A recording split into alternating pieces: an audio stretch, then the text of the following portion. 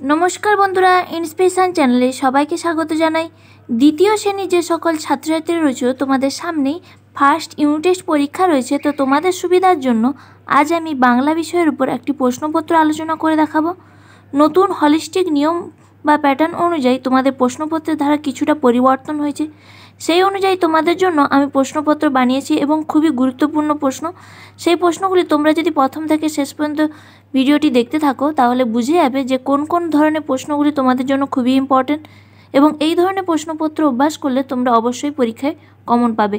তার জন্য বন্ধুরা এখন প্রথম থেকে শেষ পর্যন্ত ভিডিওটি দেখতে থাকো। এছাড়া আমার চ্যানেল নতুন হলে চ্যানেলটি সাবস্ক্রাইব করে নোটিফিকেশান অল করে রাখো, কারণ আমি যখনই ভিডিও পোস্ট করব তোমাদের অন্যান্য বিষয় তোমাদের কাছে সবার আগে পৌঁছে যাবে। তো চলো শুরু করা যাক আজকের প্রশ্নপত্র আলোচনা পর্ব।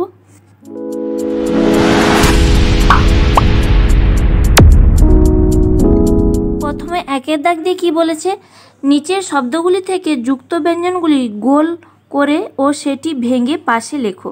এখানে তোমাদের রয়েছে 4টি প্রশ্ন, প্রত্যেকটা প্রশ্নের জন্য হাফ মার্ক করে, তাই হাফ গুণিতক 4 সমান 2।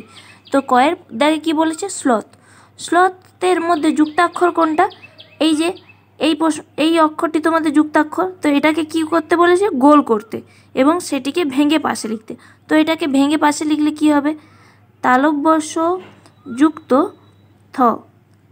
এরপর তোমাদের রয়েছে ক্ষয়ের দাগ দিয়ে কি বলেছে, কাণ্ড। কাণ্ডর যুক্তাক্ষর কোনটা, এই যে তোমাদের মূর্ধন্য ড রয়েছে এটা। তো এটাকে ভেঙে লিখলে কি হবে, মূর্ধন্য যুক্ত ড। এরপরে গয়ের দাগ দিয়ে রয়েছে মধ্যাহ্ন। মধ্যাহ্নকে যদি আমরা যুক্তাক্ষর কোনটা, এই যে হয় মূর্ধন্য, তো সেটাকে ভেঙে লিখলে কি হবে, হ যুক্ত মূর্ধন্য। এরপর রয়েছে দেখো প্রলয়। প্রলয়ের যুক্তাক্ষর কোনটা, এই যে পয় রফলা যেটা রয়েছে, তাহলে প যুক্ত রফলা, তাহলে হলো প্রলয়। এরপর দেখো 2-এর দাগ দিয়ে বলেছে সঠিক উত্তরে মাথায় টিক চিহ্ন দাও। এখানে তোমাদের রয়েছে 2টি প্রশ্ন, প্রত্যেকটা প্রশ্নের জন্য হাফ মার্ক করে, তাই হাফ গুণিতক 2 সমান 1। তো কয়ের দাগ দিয়ে কি বলেছে, মেঘের রং ঘন নীল সাদা সবুজ। আমরা কি জানি, মেঘের রং ঘন নীল। ক্ষয়ের দাগ দিয়ে বলেছে হাট বসেছে শুক্রবারে মঙ্গলবারে বুধবারে। আমরা সবাই জানি হাট বসেছে শুক্রবারে, যেহেতু মাথায় টিক চিহ্ন বদলেছে তাই আমি টিক চিহ্ন দিয়ে দিলাম। এখানে তোমাদের সঠিক উত্তর কি হলো, যে হাট বসেছে শুক্রবারে। এরপর 3-এর দাগ দিয়ে কী বলেছে দেখো, শূন্যস্থান পূরণ করো। তো কয়ের দাগে এখানে দেখো আ দন্ত ন, আর এখানে এমন একটা যুক্তাক্ষর বসাতে হবে যেটা দুটো দিক থেকে শব্দ গঠন করবে। তো এখানে কি হবে, আনন্দ যদি লিখি আ দন্ত ন দন্ত নয় দয়, আর এখানে এদিক থেকে দেখলে চন্দন চ দন্ত নয় দয় দন্ত ন, বুঝতে পারলে। এবার ক্ষয়ে রয়েছে ময়রি ড্যাশ অন্তস্থ, এটা হবে মিনময়, ময়রি দন্ত নয় ময়, আর এদিক থেকে দেখলে দেখো তন্ময়। 4-এর দাগ দিয়ে বলেছে নিচের শব্দগুলির অর্থ লেখো, যে কোনো 3টি, তো কিন্তু এখানে 6টি দেওয়া আছে, তো তার জন্য 1 গুণিতক 3 সমান 3, আমি 6টি করে দেখে দিচ্ছি। কয়ের দাগে বলেছে পার্বণ। পার্বণ মানে কি, পার্বণ মানে হলো উৎসব, তো সেটা আমি লিখে দিলাম। এরপর ক্ষয় বলেছে ধীরে। ধীরেটাকে দুটো অর্থে বলা যায়, একটা বলা যায় আস্তে, আর একটা বলা যায় স্লথ, ঠিক আছে। এবার রয়েছে গয়ের দাগে শুষ্ক। শুষ্কর অর্থ হচ্ছে শুকনো। এরপরে ঘয়ে বলেছে নৃত্য। নৃত্যর অর্থ হচ্ছে নাচ। এবার 6-এ বলেছে সৃষ্টি। সৃষ্টির অর্থ কী হবে, সৃষ্টির অর্থ হচ্ছে সৃষ্টি। এবার মাদল। মাদল মানে বাজনা, বুঝতে পারলে। এই ধরনের প্রশ্ন উত্তরগুলি তোমরা অভ্যাস করবে, অবশ্যই কমন পাবে। তো 5-এর দাগ দিয়ে কী বলেছে, বিপরীত শব্দ লেখো। এখানেও তোমাদের 4টি প্রশ্ন, প্রত্যেকটা প্রশ্নের জন্য হাফ মার্ক করে, তাই হাফ গুণিতক 4 সমান 2। তো কয়ে বলেছে তেতো। তেতোর বিপরীত এখানে আমরা কি লিখতে পারি, মিষ্টি লিখতে পারি। ক্ষয়ে বলেছে রোদ। রোদের বিপরীত হচ্ছে বৃষ্টি করে দিতে পারি। গয়ে বলেছে পরিষ্কার, এটা হবে অপরিষ্কার। তারপর রাত। রাতের বিপরীত আমরা জানি দিন, ঠিক আছে। 6-এর দাগে বলেছে শূন্যস্থান পূরণ করো। এখানে কয়ের দাগে বলেছে ড্যাশ পর্বতে ঝর্ণার জল বেড়ে উঠলো, এটা হবে শিলং পর্বতে ঝর্ণার জল বেড়ে উঠলো। বৈশাখের ঝড়কে চিনি ড্যাশ নামে, আমরা বৈশাখের ঝড়কে চিনি কাল বৈশাখী নামে। কাল বৈশাখী নামে। 7 দাগ দিয়ে বলেছে নিচের শব্দগুলি দিয়ে বাক্য রচনা করো। এখানে তোমাদের 2টি প্রশ্ন রয়েছে, প্রত্যেকটার জন্য হাফ মার্ক করে, তাই হাফ গুণিতক 2 = 1। তো কয়ের দাগ দিয়ে বলেছে রাস্তা দিয়ে একটা বাক্য রচনা। ধরো তোমরা এটা লিখতে পারো যে রাস্তার সবসময় বাম দিক দিয়ে আমাদের কি চলা উচিত। রাস্তার সবসময় বাম দিক দিয়ে চলা উচিত।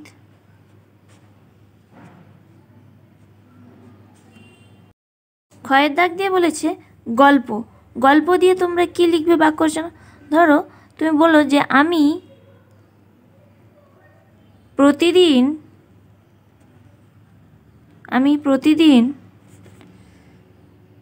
ঘুমানোর আগে ঠাকুমার কাছে গল্প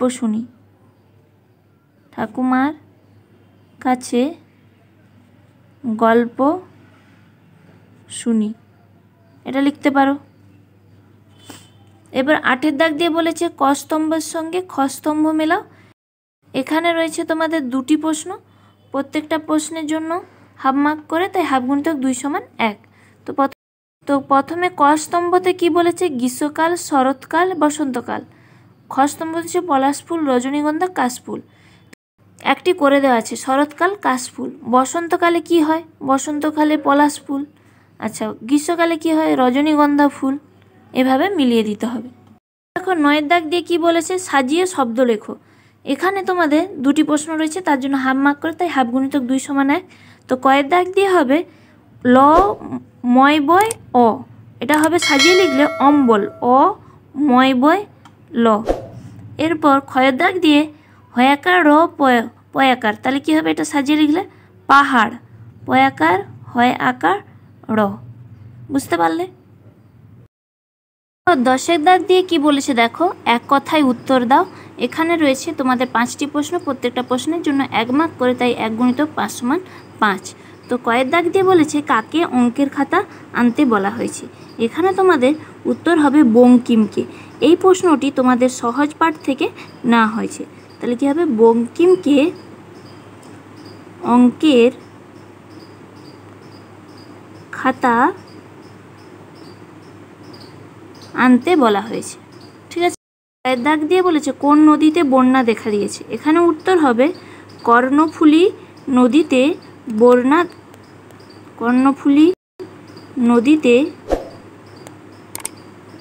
বন্যা দেখা দিয়েছে।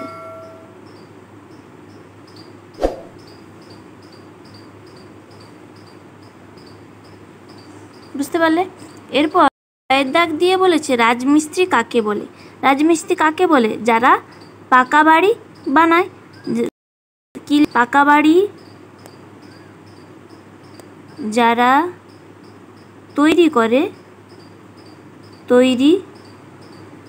করে তাদের কি বলা হয়? রাজমিস্ত্রি। বিনা সকালবেলা কি করছে? এই প্রশ্নটা তোমাদের পাঠ্য বইতে যে বাদল দিনে রয়েছে সেখান থেকে নেওয়া হয়েছে। বিনা সকালবেলায় বসে বসে কি করছিল? গুনগুন করে গান গাইছিল। তাহলে লিখবে বিনা সকালবেলা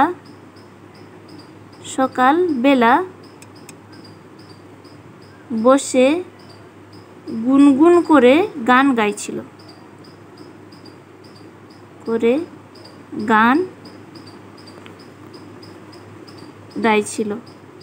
ঠিক আছে।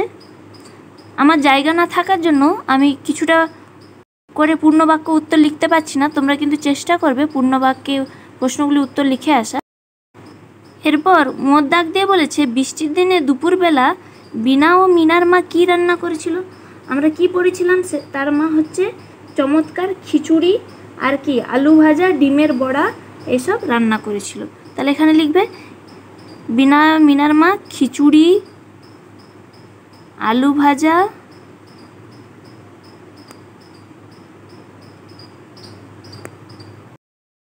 আর কি ডিমের বড়া, ডিমের বড়া রান্না করেছিল।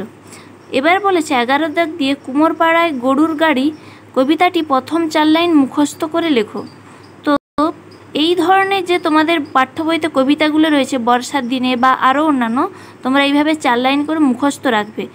তাহলে কি হবে, তোমাদের যখনই এভাবে প্রশ্ন দিবে অবশ্যই উত্তর করতে পেরে যাবে। কিংবা তোমাদের এমনি লাইন তুলে শূন্যস্থান পূরণের মাধ্যমেও দিয়ে দিতে পারে। তো তাই প্রথম যে 4 লাইন, সেই 4 লাইন আমি লিখে দিচ্ছি, তোমরা দেখে নাও। এই প্রথম 4 লাইন কি লিখবে? কুমোরপাড়ায় গরুর গাড়ি, বোঝাই করা কলসি হাঁড়ি, গাড়ি চালায় বংশীবদন, সঙ্গে যে যায় ভাগ্নে মদন। এইভাবে তোমরা কবিতাগুলো অবশ্যই মুখস্থ রেখো। আরও অন্যান্য পাঠ্য বইতে যে সমস্ত কবিতাগুলো রয়েছে প্রত্যেকটা কবিতা মুখস্থ করে রেখো, কারণ এভাবে তোমাদের 4 লাইন লিখতে দিতেও পারে, কিংবা লাইন তুলে তোমাদের শূন্যস্থান পূরণের মাধ্যমে প্রশ্ন দিয়ে দিতে পারে। তো বন্ধুরা, ভিডিওটি যদি ভালো লেগে থাকে অবশ্যই লাইক করো, বন্ধুর সাথে শেয়ার করো। এছাড়া বন্ধুরা, তোমাদের অন্যান্য বিষয়ে ভিডিও পেতে চাইলে তোমরা সাবস্ক্রাইব করে নোটিফিকেশান অল করে রেখো, কারণ আমি যখনই ভিডিও পোস্ট করব তোমাদের কাছে সবার আগে পৌঁছে যাবে।